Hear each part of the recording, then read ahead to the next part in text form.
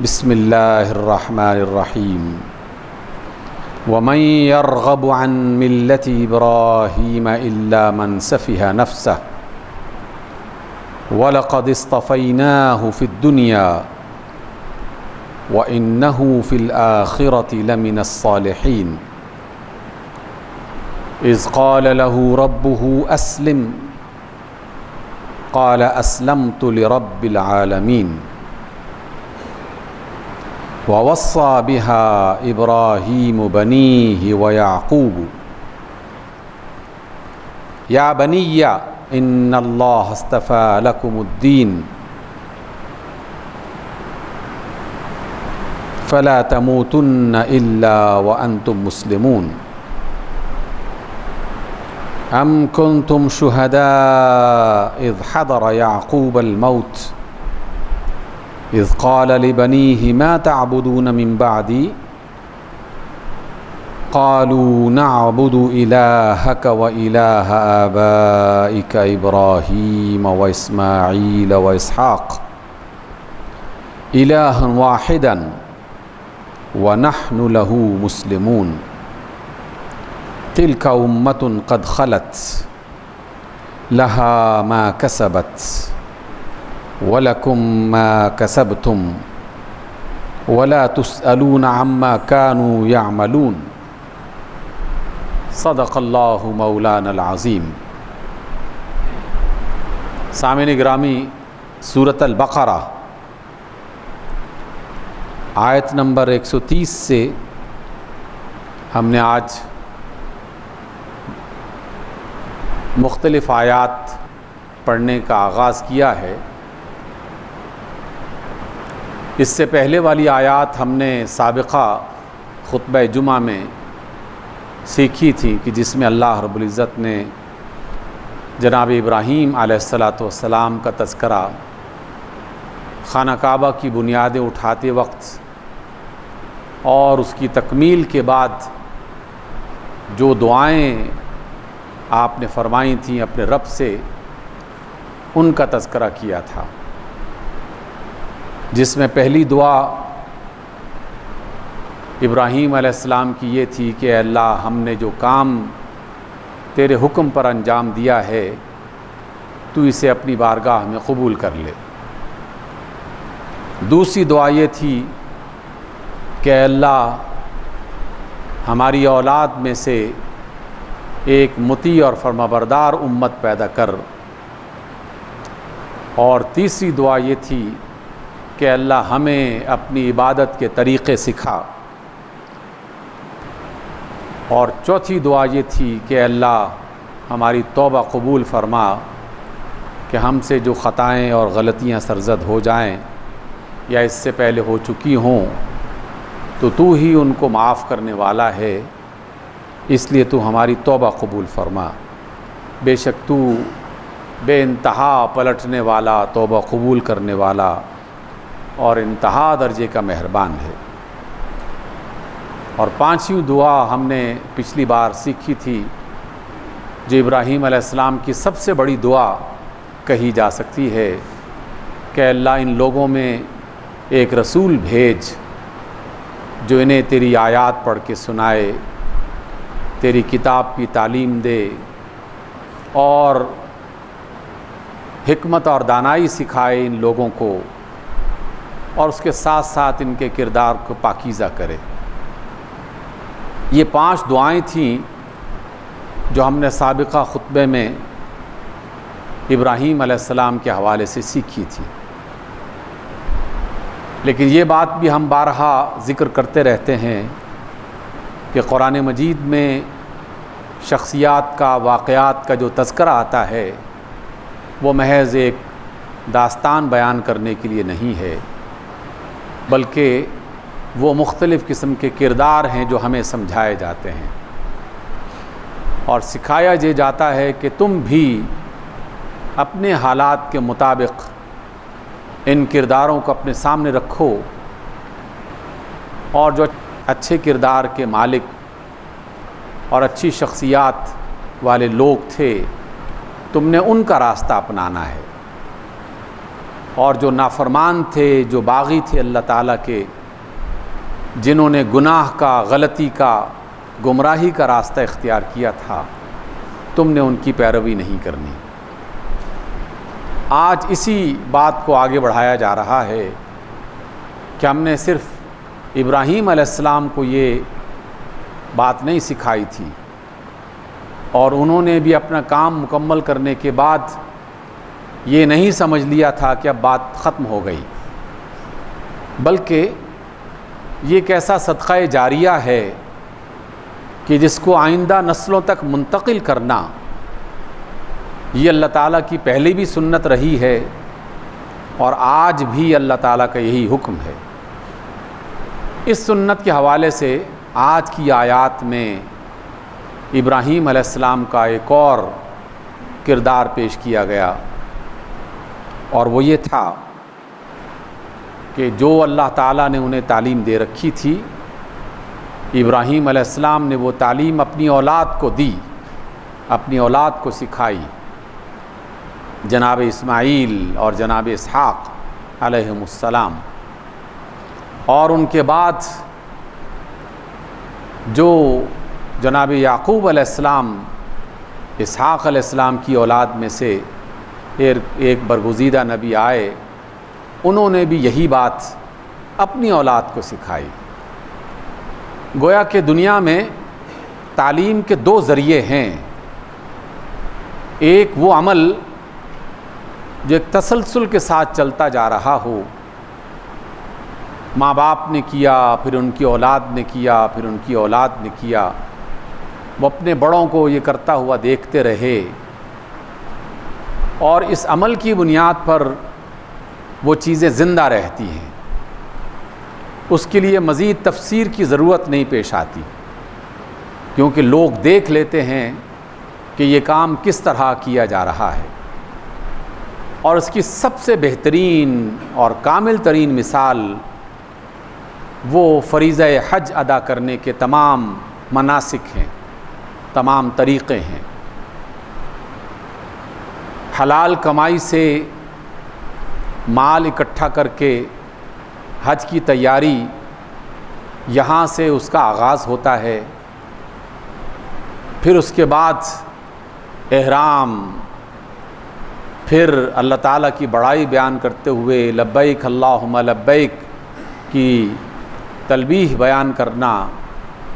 اور اپنے اللہ سے یہ اظہار کرنا کہ اے ہمارے رب، ہم حاضر ہیں تیرے حکم پر، اور تیری عبادت کے لیے تیرے بتائے ہوئے راستے کے مطابق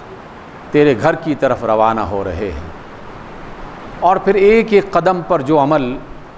سب لوگ کر رہے ہوتے ہیں، یہ صدیوں سے جاری ہے، بلکہ اگر اسے کہا جائے کہ یہ ہزاروں برس سے جاری ہے تو کوئی غلط نہیں ہوگا، کیونکہ اس کا آغاز تو جناب ابراہیم علیہ السلام نے کیا تھا۔ جہاں وہ دوڑے وہاں حاجی حضرات دوڑتے ہیں، جہاں وہ چلے حاجی حضرات وہاں چلتے ہیں، جہاں طواف کیا، جتنے چکر کا طواف کیا اتنے ہی چکر میں طواف کرتے ہیں، اور جہاں حجر اسود کو بوسہ دیا وہاں بوسہ دینے کی کوشش کرتے ہیں، پھر منی میں قیام، پھر عرفات میں قیام، پھر مزدلفہ میں قیام، پھر واپس آ کے منی میں قیام، جمرات شیاطین کو کنکر مارنے کی رسم، قربانی ادا کرنے کی عبادت، پھر اپنے بال اور اپنے ناخن ترشوانے کی عبادت، یہ سب وہ کام ہیں جو جناب ابراہیم علیہ السلام نے کر کے دکھائے، اور نسل در نسل وہ منتقل ہوتی رہیں عبادتیں۔ اور پھر جب رسول اللہ صلی اللہ علیہ وسلم کا دور آیا تو آپ نے بھی اپنے باپ ابراہیم علیہ السلام کے اسی طریقے کو زندہ رکھا، اور آئندہ قیامت تک کے لیے ہمیں حکم دیا کہ تم نے بھی اس عبادت کو زندہ رکھنا ہے، اور اہل ایمان اس عبادت کو زندہ رکھے ہوئے ہیں۔ سامعین گرامی، ہم نے بارہا یہ بات بھی سنی اور سمجھی، آج تازہ کر لیجئے کہ اللہ کے نزدیک یہ پوری کائنات ایک بالکل معمولی سی دنیا ہے،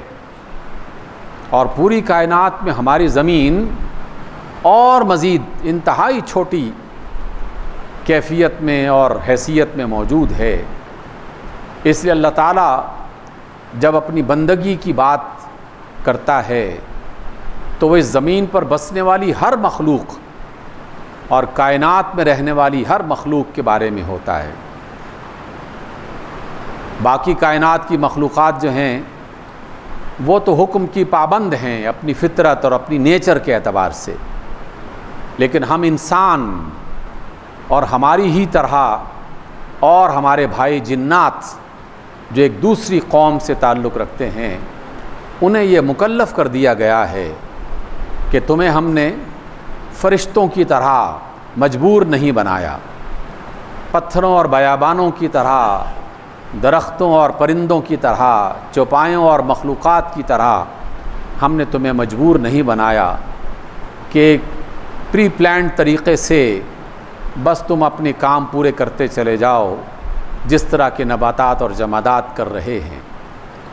تمہیں ہم نے اعزاز بخشا ہے، اور وہ اعزاز ہے عقل کا، شعور کا، غور و فکر کا، سوچنے سمجھنے کا، اور اس کی بنیاد پر اختیار کا کہ تم کچھ کام کرنا چاہو تو کر سکتے ہو،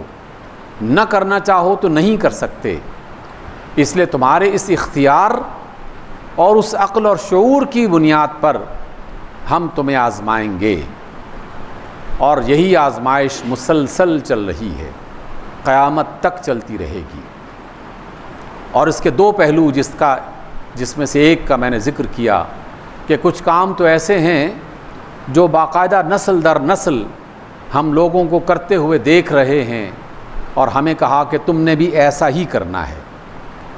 لیکن بہت ساری باتیں ایسی ہیں کہ جن کا تعلق تعلیم سے ہے، وہ باقاعدہ سمجھایا جاتا ہے، سکھایا جاتا ہے، بتایا جاتا ہے۔ اور اس ضمن میں اس حوالے سے اللہ رب العزت نے آج کی آیات میں جناب ابراہیم علیہ السلام کا اور جناب یعقوب علیہ السلام کا بطور خاص ذکر کیا، لیکن اس ذکر سے پہلے وہ سبق دہرایا، یاد دلایا، اور کہا کہ ہم نے جو ابراہیم علیہ السلام کا اتنا بڑا واضح قسم کا بیان تمہیں سنایا ہے اور تمہیں سمجھایا ہے کہ ابراہیم کی حیثیت کیا تھی اور اللہ تعالیٰ کے ہاں ان کا مقام کیا تھا اور ان کا مشن کیا تھا، اگر تم نے اسے اچھے طریقے سے سمجھ لیا ہے تو پھر جان لو کہ جس نے بھی ابراہیم علیہ السلام کے طریقے کو چھوڑا وہ حماقت کر رہا ہے، وہ نادانی کر رہا ہے، وہ بے وقوفی کر رہا ہے۔ اس لیے آج کی پہلی آیت میں اس بات کو دہرایا گیا، وَمَن يَرْغَبُ عَن مِلَّةِ إِبْرَاهِيمَ إِلَّا مَن سَفِهَ نَفْسَهُ، اور ابراہیم علیہ السلام کی ملت، اور مراد ہے ابراہیم علیہ السلام کے دین، ابراہیم علیہ السلام کے طریقے اور ان کی سنت سے کون ہٹے گا سوائے اس کے کہ جس کا دل بے وقوف ہو چکا اور جو حماقت پر اتر آیا اور وہ اپنی اس احمقانہ روش پر چلنے کے لیے آمادہ ہو گیا ہے۔ اس کے سوا کوئی عقل مند، کوئی مومن اور باشعور انسان ابراہیم علیہ السلام کی سنت اور راستے کو نہیں چھوڑ سکتا۔ سامعین گرامی، یہ جو جملہ ہے یہ ہم مسلمانوں کے لیے تو ہے ہی، لیکن اس سے زیادہ یہ یہود اور نصارہ کو مخاطب کر رہا ہے، کیونکہ وہ بھی تو ابراہیم علیہ السلام کو اللہ کا نبی اور اپنا پیشوا مانتے ہیں۔ تو انہیں یہ بات سمجھائی گئی اور ان کے واسطے سے ہمیں یہ بتایا گیا کہ ابراہیم علیہ السلام کا نام لیتے ہو، انہیں اللہ کا نبی مانتے ہو اور ان کی تعظیم کرتے ہو، تو پھر ان کے راستے کو کیوں چھوڑ رہے ہو؟ اس لیے تمہیں چاہیے کہ تم بھی ابراہیم علیہ السلام کے راستے پر چلو، اور ابراہیم کے راستے سے اور اس کی سنت سے سوائے ایک احمق اور بے وقوف اور اللہ تعالیٰ کی بغاوت کرنے والا فرد، بس وہی ان سے اپنے راستے کو ہٹا سکتا ہے۔ پھر ابراہیم علیہ السلام کا تذکرہ فرمایا وَلَقَدِ اصْطَفَيْنَاهُ فِي الدُّنْيَا، ہم نے ابراہیم کو دنیا میں منتخب کیا ہے، یعنی ان کو بہت بڑا اعزاز اور بڑا مقام عطا فرمایا ہے۔ وَإِنَّهُ فِي الْآخِرَةِ لَمِنَ الصَّالِحِينَ، اور آخرت میں ان کا شمار صالحین میں، نیک لوگوں میں، اللہ کے پسندیدہ لوگوں میں ان کا شمار ہوگا۔ اس لیے تمہیں بھی چاہیے کہ تم ابراہیم علیہ السلام کے راستے پر چلو۔ اذ قال لہ ربہ، اور ابراہیم علیہ السلام نیک کیسے بنے؟ اس کی کیا دلیل ہے کہ جب ان کے رب نے ان سے یہ کہا اسلم،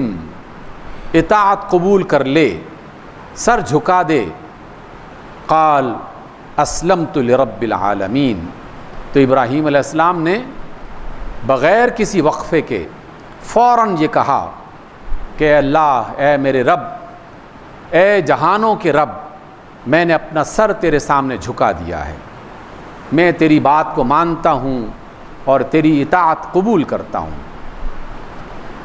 سامعین محترم، یہ دوبارہ سے تازہ کر لیجئے کہ ہم اپنے آپ کو مسلم کہتے ہیں، اللہ نے ہمارا نام مسلم رکھا ہے، ہمارا دین اسلام ہے، ہم دین اسلام پر فخر کرتے ہیں۔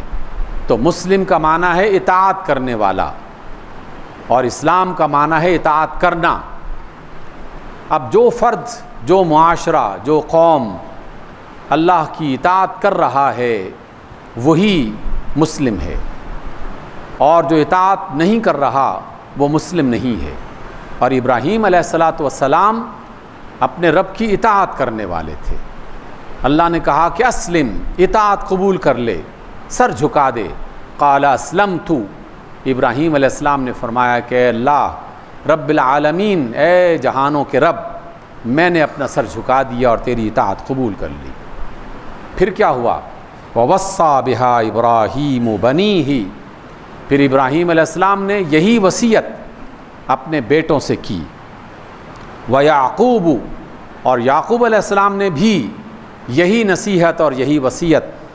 اپنے بچوں کو اور اپنے بیٹوں کو کی، اور کیا کہا؟ یا بنی ان اللہ اصطفیٰ لکم الدین، اے میرے بچوں، اے میرے بیٹوں، اے میری اولاد۔ بنی کا جو لفظ ہے یہ اولاد کے لیے استعمال ہوتا ہے، جس میں بیٹے اور بیٹیاں سب شامل ہیں۔ بعض اوقات دنیا کی بیشتر زبانوں میں مذکر لفظ استعمال کیا جاتا ہے، لیکن اس میں فیمیلز خود بخود شامل ہوتی ہیں، تمام خواتین اس کا حصہ ہوتی ہیں۔ اس لیے اللہ نے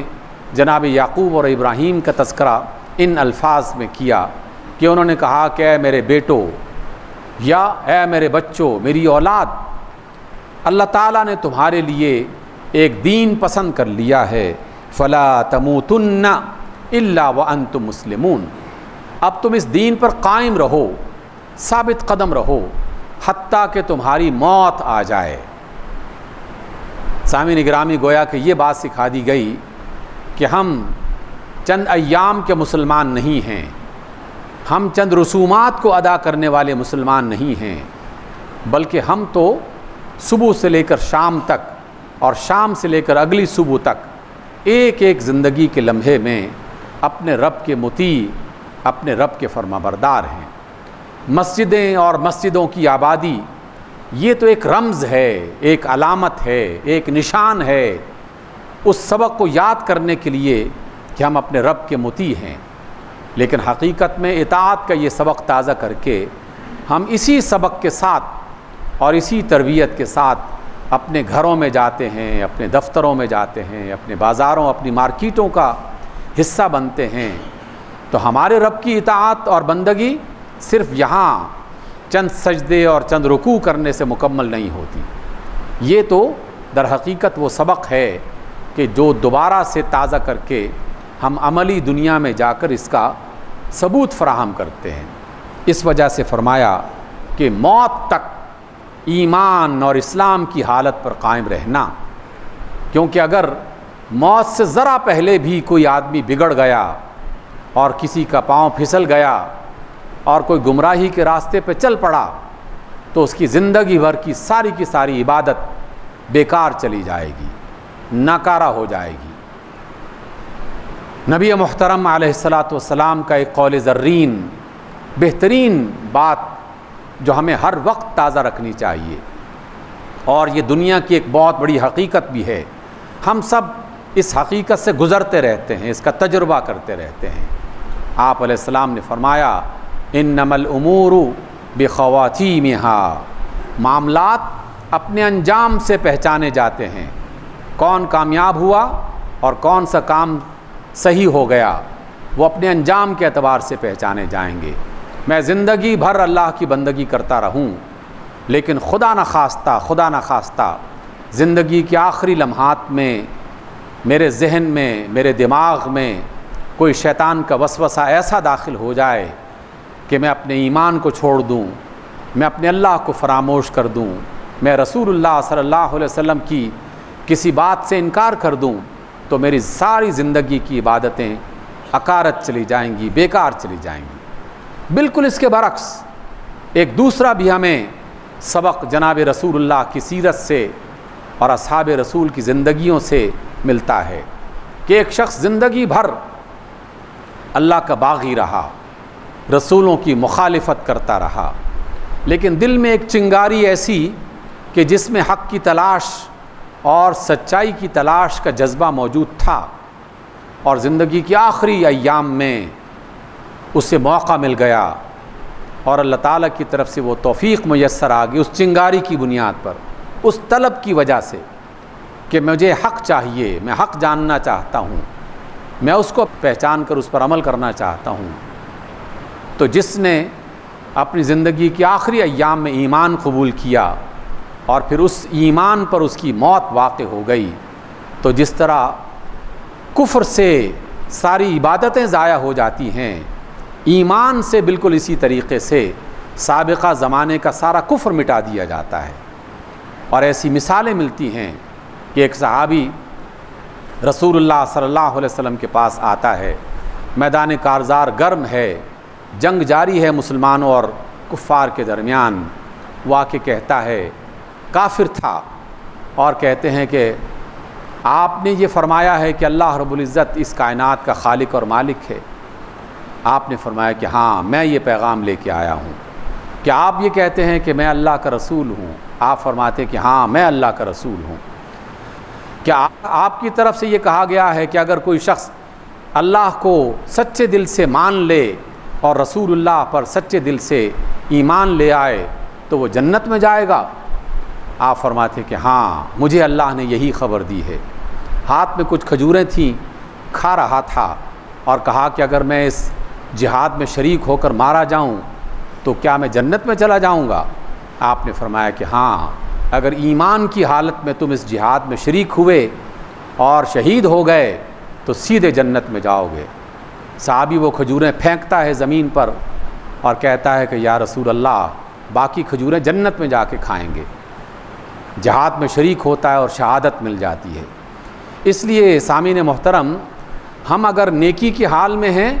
تو اللہ سے اس نیکی پر ثابت قدمی کی دعا کرتے رہنا چاہیے اور اس کی کوشش کرتے رہنا چاہیے، کیونکہ ہو سکتا ہے کہ شیطان کسی مرحلے میں ایسا خناس اور ایسا وسوسہ دل میں پیدا کر دے کہ ہم زندگی کے آخری لمحات میں ایمان سے ہاتھ دھو بیٹھیں، اور ایسا آج کل ہو رہا ہے۔ یونیورسٹی میں چونکہ ایک طویل عرصہ میں پڑھاتا رہا اور اب بھی یہ کام کر رہا ہوں، تو آئے دن کوئی نہ کوئی نوجوان اس غلط فہمی میں مبتلا ملتا ہے آ کر، اور بالکل اسی طرح کے سوال کرتا ہے کہ یہ جنت اور دوزخ کیا چیز ہے، اور یہ ملائکہ کیا چیز ہیں، کیا واقعی اللہ تعالیٰ موجود ہے؟ اگر موجود ہے تو اس کی کیا دلیل ہے، کیا اس کے باقاعدہ ثبوت ہیں؟ ہمیں سمجھائیے۔ شیطان نے وسوسے پیدا کر رکھے ہیں اور وہ دن رات اس کام میں لگا ہوا ہے مختلف ہیلوں اور بہانوں سے۔ یہ وہ دشمن ہے جو سامنے آ کر وار نہیں کرتا، ہمیشہ اندر سے چھپ کر دوست اور خیرخواہ بن کے یہ وار کرتا ہے۔ اس لیے ہمیں آج کی ان آیات میں یہ بات سکھائی گئی کہ اگر تم نے قربانی کر لی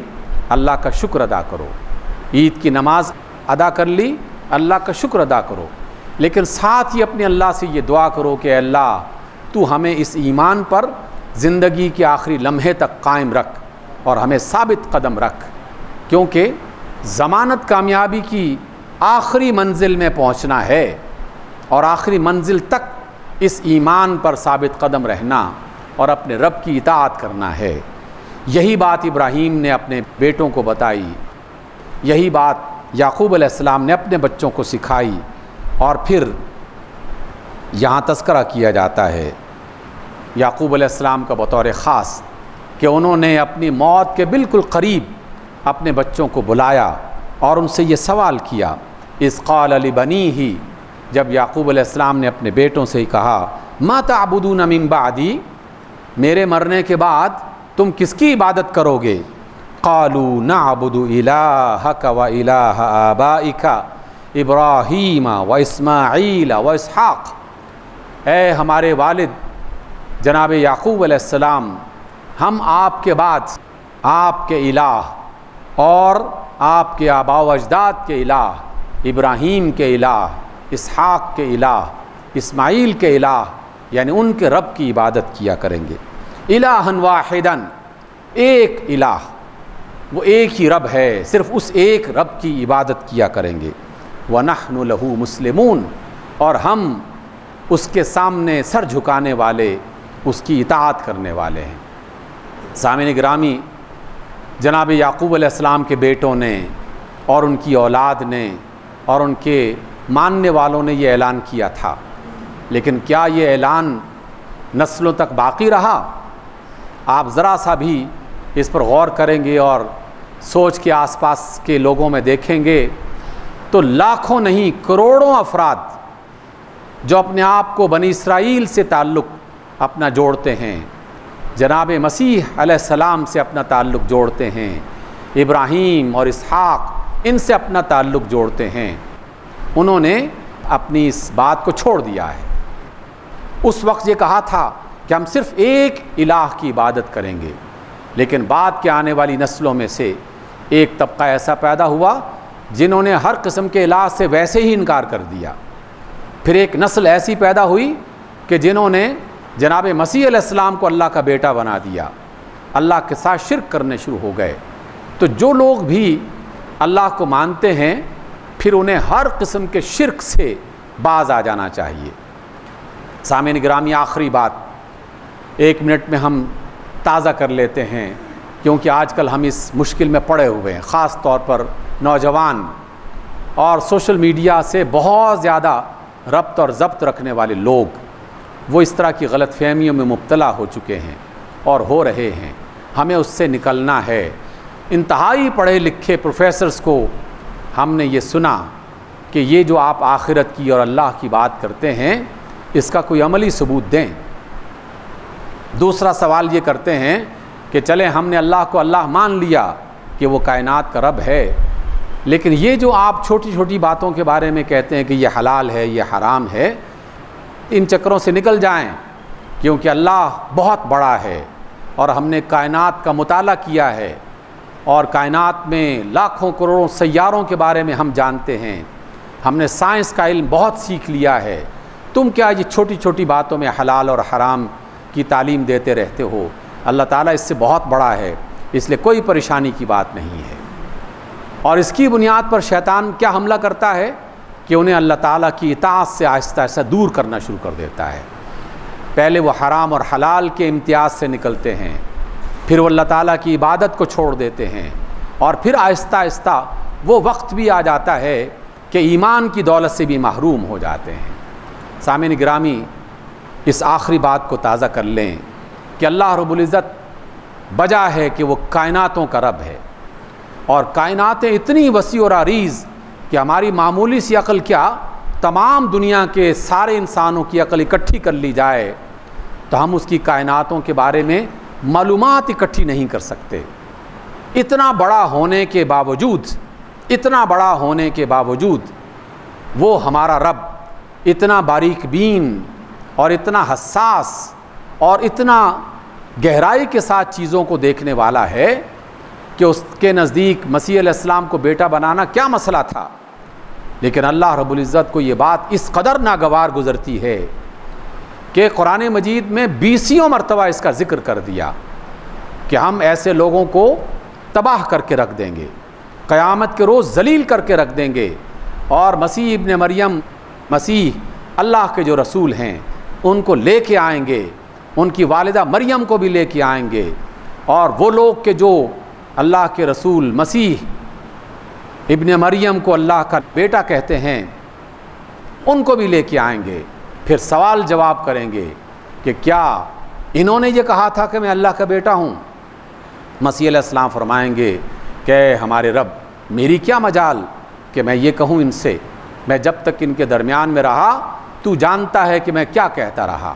اور جب میں اٹھا لیے گیا پھر بھی تو ہی جانتا ہے کہ انہوں نے اپنے اندر کیا کیا تبدیلیاں پیدا کر دی۔ اس لیے اللہ تعالیٰ یہ بات بجا ہے کہ کائناتوں کا مالک ہے، اس کا علم، اس کی طاقت، اس کی بصیرت، سب کچھ انتہا درجے کا ہے، لیکن اس کے باوجود بھی وہ چھوٹی چھوٹی باتوں کو نوٹ کرتا ہے اور اس کی بنیاد پر کامیابی اور ناکامی کا فیصلہ کرتا ہے۔ اس لیے حج کے موقع پر آپ نے بارہا سنا ہوگا کہ جس نے یہ غلطی کر دی اسے دم دینا پڑے گا، ایک نئی قربانی دینا پڑے گی، جس نے یہ غلطی کر دی اسے دم دینا پڑے گا، اسے یہ قربانی دینا پڑے گی۔ اللہ تعالیٰ کی بارگاہ میں یہ چھوٹی چھوٹی غلطیاں کیا حیثیت رکھتی ہیں؟ نہیں، کچھ غلطیاں ایسی ہیں کہ جنہیں اللہ تعالیٰ معاف نہیں کرتا۔ اس لیے آخری بات کہ اللہ کے ساتھ کسی کو شریک نہ بنائیں، اللہ کی عبادت میں کسی کو شریک نہ ٹھہرائیں، اللہ کے حلال کرنے اور حرام کرنے میں کسی کو شریک نہ ٹھہرائیں، اللہ کو پکارنے میں کسی اور کو شریک نہ ٹھہرائیں، کیونکہ اللہ تعالیٰ جہاں عظیم الشان ہے وہاں انتہائی باریک بینی سے چیزوں کو دیکھنے والا اور جاننے والا ہے۔ شرک سے اپنے آپ کو بچا کے رکھیں، اور دنیا کے مال و متاع سے اور اس کی دولت کی محبت سے اپنے آپ کو بچا کے رکھیں۔ اللہ تعالیٰ ہماری قربانیوں کو قبول فرمائے، ہماری عبادات کو قبول فرمائے، اپنی بڑائی کے ذکر کو قبول فرمائے، اور زندگی کی آخری سانس تک اس ایمان پر ہمیں ثابت قدم رکھے۔ اقول قولی ھذا واستغفر اللہ لی ولکم۔